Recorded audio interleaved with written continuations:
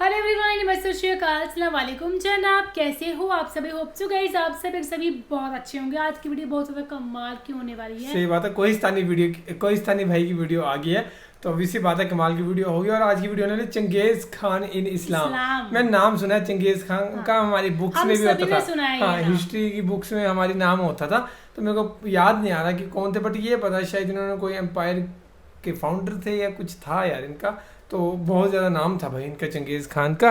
And बहुत पुरानी बात है, आई थिंक 1100 BC या कुछ तब का है, मेरे को पक्का प्रॉपर याद नहीं है। तो फिलहाल चलो वीडियो में पता लग ही जाएगा, उसको प्ले करते हैं और फिर करते हैं बाकी बातें डिस्कस। चैनल को सब्सक्राइब कर लो, आपके हमारे फेवरेट भाई की वीडियो लेके आ गए, द कोहिस्तानी भाई की वीडियो। तो फिलहाल इसको करते हैं प्ले। एक बहुत ही इंटरेस्टिंग हदीस है जिसमें रसूलुल्लाह सल्लल्लाहु अलैहि वसल्लम ने फरमाया था कि क़यामत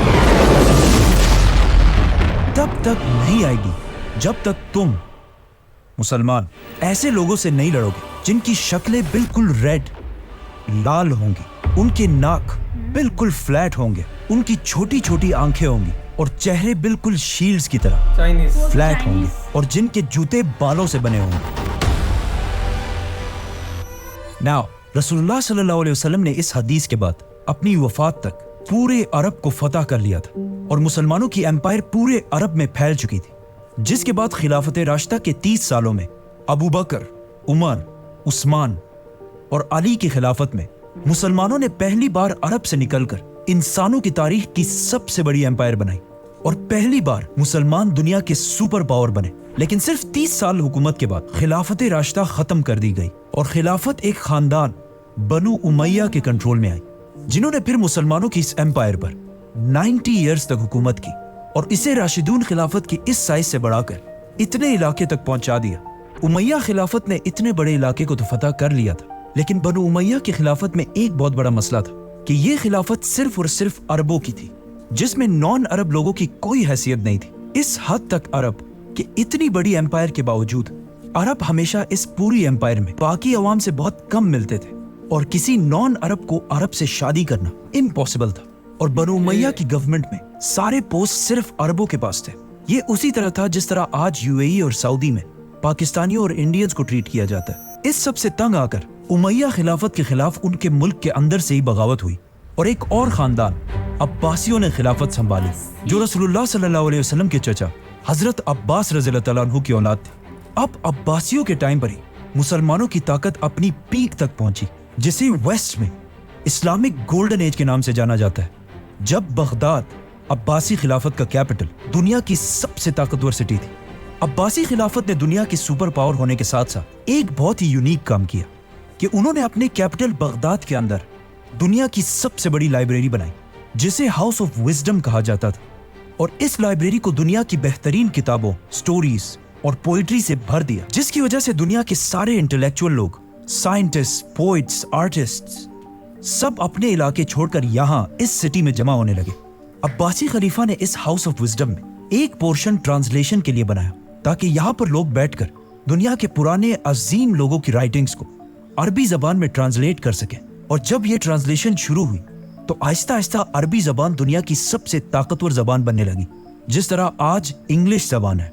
अब्बासी खिलाफत ने दुनिया में पहली बार साइंटिस्ट को अपने रिसर्च करने के लिए फंडिंग करना शुरू की, जिसकी वजह से दुनिया में बड़े बड़े मुसलमान साइंटिस्ट सामने आए, जैसे कि बगदाद के इस हाउस ऑफ विजडम का हेड, जिसका नाम था अल-ख्वारिज़मी, A man named Al-Khwarizmi, जिन्होंने पहली बार दुनिया में अलजबरा इंट्रोड्यूस किया, was one of the greatest mathematicians of all time, a Muslim, worked in the golden age of Islam. जो आज भी दुनिया के साइंस में बहुत बड़ी इंपॉर्टेंस रखता है। अब्बासी खिलाफत में साइंस के साथ साथ आर्ट्स भी बहुत आगे बढ़ा और इसी दौर में अल्फ लैल व लैल जैसी किताब लिखी, 1001 Nights, जिसमें ऐसी स्टोरीज लिखी गई जिन पर आज तक हॉलीवुड में मूवीज बनाई जाती हैं। For example Aladdin, Ali Baba, They all know about Alibaba. और सिम्बाद वगैरह। इन शॉर्ट मुसलमान दुनिया के सुपर पावर थे और इन्हें चैलेंज करने वाला दुनिया में कोई भी नहीं था।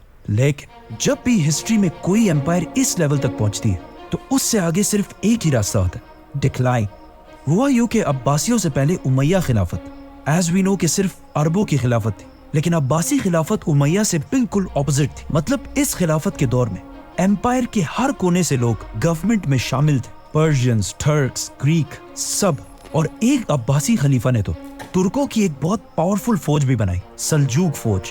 और ये फौज टाइम गुजरने के साथ साथ इतनी स्ट्रांग हो गई कि इसने अब्बासी खिलाफत को मजबूत करने के बजाय खिलाफत का सारा कंट्रोल अपने हाथ में ले लिया, जिसके बाद खलीफा सिर्फ एक नाम का खलीफा था और मुल्क की सारी ताकत सल्जूक फौज के पास थी। ये ऐसा है जैसे आज किसी मुल्क का प्राइम मिनिस्टर सिर्फ नाम का प्राइम मिनिस्टर हो और मुल्क की सारी ताकत किसी और के पास हो। सॉरी, सल्जूक फौज के कंट्रोल के बाद इसी फौज की वजह से आहिस्ता आहिस्ता अब्बासी खिलाफत कमजोर होती गई और उनकी इस इतनी बड़ी एम्पायर में हर तरफ बगावतें स्टार्ट होने लगी, जिससे आखिर ये इतनी बड़ी एम्पायर छोटे छोटे हिस्सों में डिवाइड हो गई, जिसकी वजह से मुसलमानों के हाथ से पहली बार फलस्तीन छीन लिया गया। इस सबसे बहुत साल पहले पहली खिलाफत में जब हजरत उमर रज़ियल्लाहु तआला अन्हु इन सारे इलाकों को फतह कर रहे थे तो उन्होंने क्रिश्चियंस की सबसे होली सिटी जेरूसलम को भी फतह कर लिया था। उसके बाद अगले 450 साल तक किसी की भी हिम्मत नहीं हुई थी कि वो फलस्तीन मुसलमानों से ले सके। लेकिन जब अब्बासी खिलाफत कमजोर हो गई और मुसलमान बहुत छोटे हिस्सों में डिवाइड हो गए तो इस टाइम का यूरोप के क्रिश्चियंस ने फुल फायदा उठाया और यरूशलेम फलस्तीन को मुसलमानों के हाथ से छुड़ाने के लिए एक बहुत बड़ी जंग स्टार्ट की, the crusades, the mightiest battle between Christianity and Islam. और आखिर 1099 में उन्होंने फलस्तीन और जेरूसलम फतह करने के बाद हजारों मुसलमानों, बच्चे, औरतें, बूढ़ों को शहीद कर दिया और उनके घरों को आग लगा दी। एक किताब में तो ये तक लिखा है कि क्रूसेडर्स ने मुसलमान माओं से उनके बच्चे छीनकर बड़ी बड़ी बिल्डिंग से नीचे फेंक दिए। मुसलमानों ने इन क्रूसेडर्स से भागकर घरों और मस्जिदों में छुपने की कोशिश की, लेकिन क्रूसेडर्स ने बजाय इसके कि उनको निकाला जाए, क्रूसेडर्स ने उन घरों को बाहर से आग लगा दी, जिससे हजारों मुसलमान जलकर राख हो गए। अगर आप सोचेंगे कि इतना जालिम कोई कैसे हो सकता है, तो आज भी फलस्तीन में यही सब कुछ एग्जैक्टली इसी तरह हो रहा है। क्रिश्चियंस के जुल्म से कुछ ही मुसलमान वहां से बचकर निकले और ये मुसलमान मस्जिद अक्सा से उस पुराने कुरान मजीद को भी अपने साथ लेकर गए जो हजरत उस्मान के दौर में लिखा गया था। इस सब जुल्म के बावजूद दुनिया में मुसलमानों का ऐसा कोई लीडर भी नहीं था जो फलस्तीन को दोबारा फतह कर सके। लेकिन फलस्तीन खोने के सिर्फ 40 साल बाद इराक में एक आम से सोल्जर नजमुद्दीन अयूब के घर में एक बच्चा पैदा हुआ। यूसुफ सलाहुद्दीन अयूबी के नाम से याद किया जाता है। सलाहुद्दीन अयूबी 25 साल की एज में अपने चाचा के साथ इराक छोड़कर इजिप्ट की तरफ गए और वहां आहिस्ता आहिस्ता बहुत लंबी स्ट्रगल के बाद इजिप्ट के बादशाह सुल्तान बन गए। ये बहुत लंबी कहानी है, इसे फिर करेंगे। अब जब यहाँ इजिप्ट में सलाहुद्दीन अयूबी इजिप्ट के बादशाह बनने की तरफ जा रहे थे तो इसी दौरान यहाँ से बहुत दूर मंगोलिया में एक छोटे से गांव के एक छोटे से कबीले के सरदार के घर में भी एक बच्चा पैदा हुआ जिसका नाम था थेमोजिन चंगेज खान। यस, सलाहुद्दीन और चंगेज खान एक ही दौर में जिंदा थे। एक ने मुसलमानों को वापस ग्लोरी की तरफ लेके जाना था और दूसरे ने मुसलमानों को ऐसा तबाह करना था जो इससे पहले किसी ने भी नहीं किया था। फलस्तीन और स्पेशली जेरूसलम को खोने के बाद मुसलमानों का कोई स्ट्रॉन्ग लीडर तो नहीं था, लेकिन इस दौरान सबसे जबरदस्त रोल मुस्लिम स्कॉलर्स उलमा ने प्ले किया था, क्योंकि इससे पहले जो मुसलमान हर वक्त आपस में लड़ते रहते थे और बहुत सारे फिरकों में डिवाइडेड थे, उन्हें कुछ बहुत अजीम स्कॉलर्स ने एक ही गोल पर यूनाइट करना शुरू किया कि किसी भी हाल में फलस्तीन को दोबारा फतह करना है, जिससे अगले कई सालों में मुसलमान किंगडम्स की यंग पॉपुलेशन के दिमाग में ये बात बहुत अच्छी तरह बैठ गई। लेकिन फिर भी मुसलमानों का ऐसा कोई एक लीडर नहीं था जो मुसलमानों को यूनाइट करके क्रिश्चियंस पर हमला कर सके। आखिर सलाहुद्दीन अयूबी ने इजिप्ट का सुल्तान बनने के बाद पहले तो क्रिश्चियंस के एक ग्रुप से डील कर ली कि अगले 10 साल तक बिल्कुल अमन होगा और हम एक दूसरे पर हमला नहीं करेंगे, ऑलमोस्ट सुलह हुदैबिया की तरह। इन 10 सालों को यूज करके सलाहुद्दीन अयूबी ने पहले मुसलमानों को यूनाइट करना शुरू किया और फिर आखिर इस सारे इलाके को फतह करने के बाद अब सलाहुद्दीन अयूबी दुनिया के सबसे ताकतवर मुसलमान बादशाह बन चुके थे और दुनिया के सारे मुसलमान फलस्तीन को फतह करने के लिए सलाहुद्दीन अयूबी की तरफ देखने लगे। उस जमाने के बड़े बड़े स्कॉलर्स ने भी सलाहुद्दीन अयूबी को सपोर्ट किया, जिनमें से सबसे बड़े स्कॉलर का नाम था शेख अब्दुल कादिर जिलानी। अब्दुल कादिर जिलानी उस वक्त दुनिया के सबसे इन्फ्लुएंशियल स्कॉलर थे, जिनकी सलाहुद्दीन अयूबी भी बहुत रिस्पेक्ट किया करते थे। आखिर सलाहुद्दीन अयूबी ने अपनी फौज लेकर क्रूसेडर्स पर हमला कर दिया और साल 1192 में जेरूसलम को मुकम्मल तौर पर फतह करके सिक्योर कर लिया। 1192 मुसलमानों की तारीख का बहुत इंपॉर्टेंट साल था, क्योंकि इस साल एक तरफ सलाहुद्दीन अयूबी ने इतनी बड़ी फतह हासिल की और दूसरी तरफ शहाबुद्दीन गौरी ने इंडिया पर हमला करके इसे फतह कर लिया और दिल्ली सल्तनत की बुनियाद भी रखी।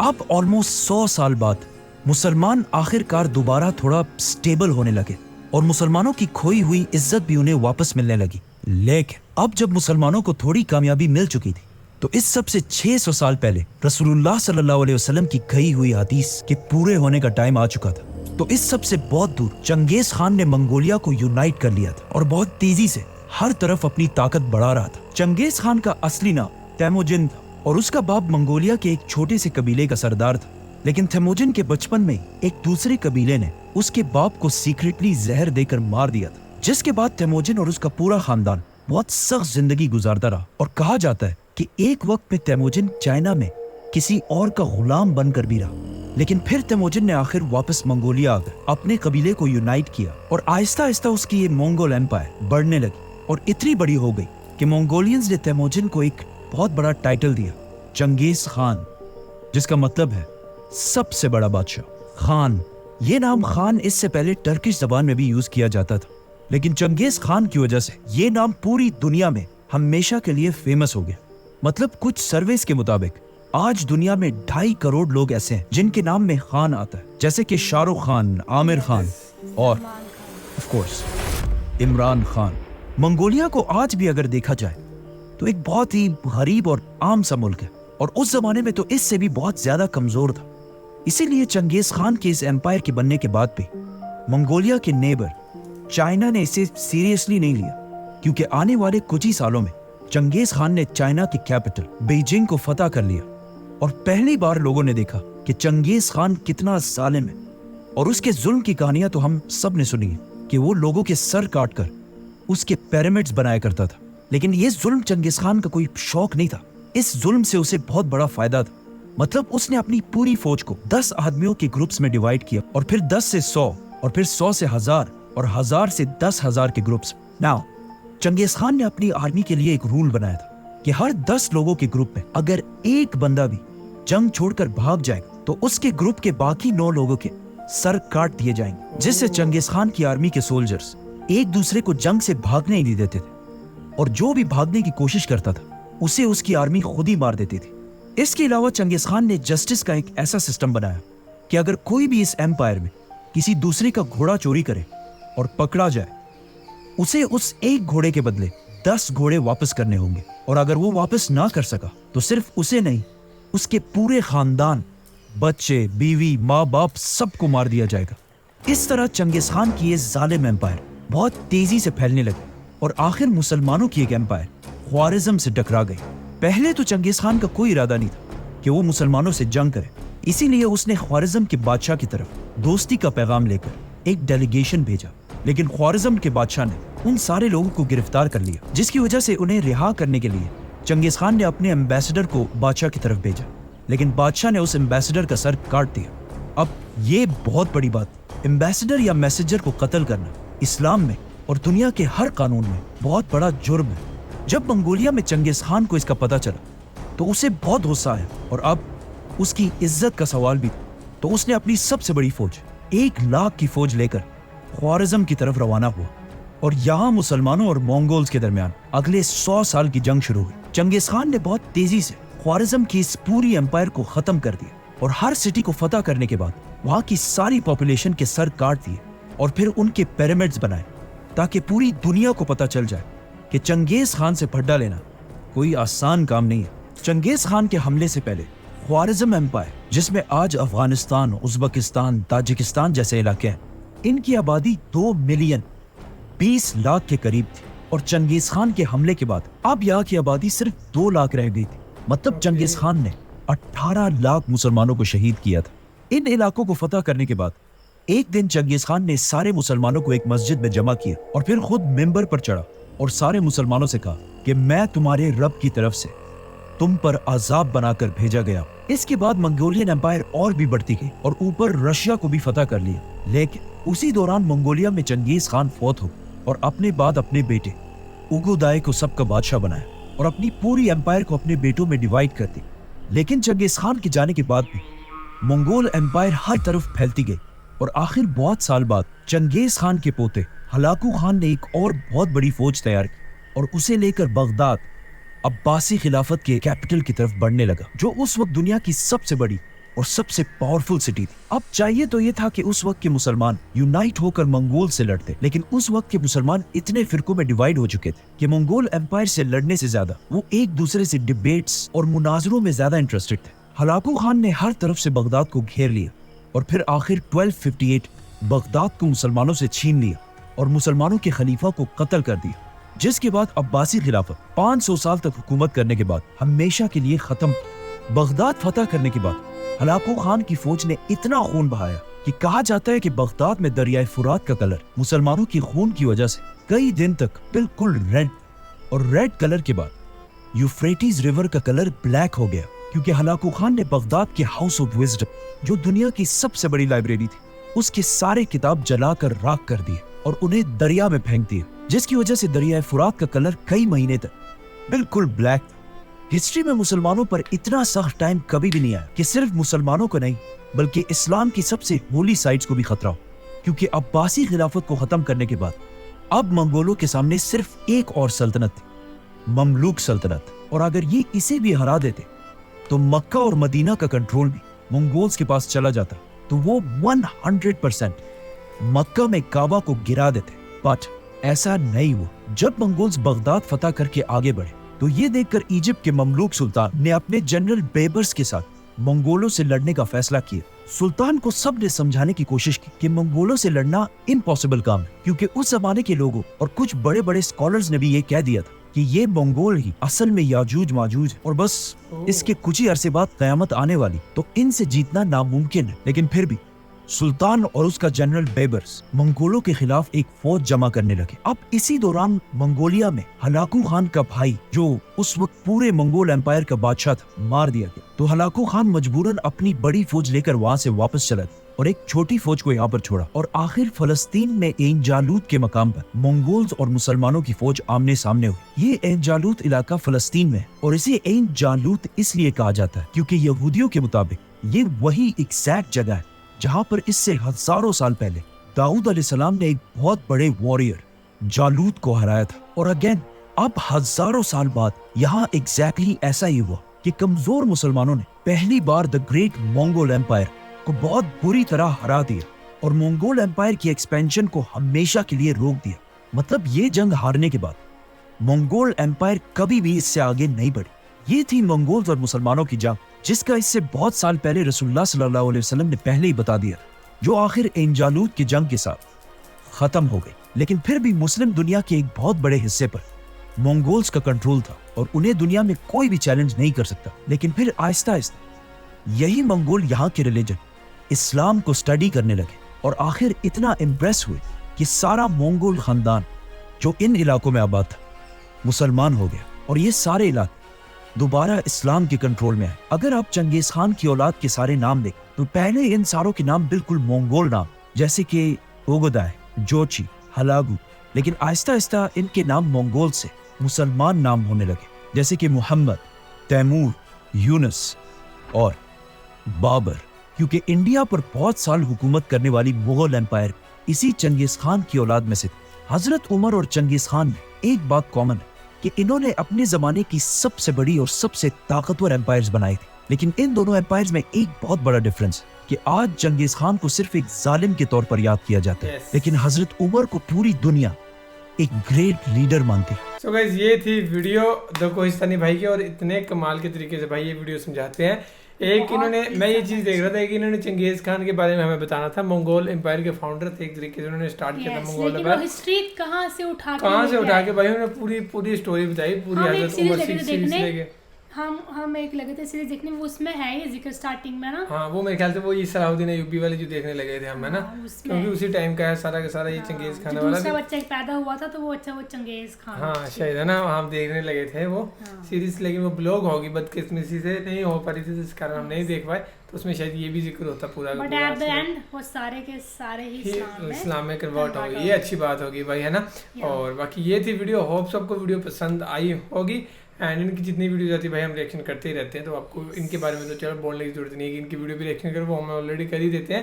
باقی اور ویڈیوز جو ہیں وہ آپ کمنٹس کر کے ضرور بتاتے جائیں. ہم کمنٹس پڑھتے ہیں, آپ کو ایسا لگتا ہوگا کمنٹ نہیں پڑھتے ہیں, لیکن بھائی ہم ہر ایک ویڈیو بنانے سے پہلے کمنٹ پڑھتے ہیں. جو ہمیں کمنٹ اوپر دکھ جائے سب سے پہلے جس کا دکھ جائے, مطلب کہ اسکرول کرتے کرتے اس ٹاپک پہ ویڈیو بناؤ, یا پھر 3-4 بندوں کے یا میکسیمم بندوں کے کمنٹ ہوتے ہیں کسی پرٹیکولر ٹاپک پہ, تو پھر وہ ویڈیو بنا دیتے ہیں ہم پہلے. ٹھیک ہے, باقی آپ کمنٹس کرتے رہو guys. Thank you so much for watching. Video ملتے ہیں نیکسٹ ویڈیو میں.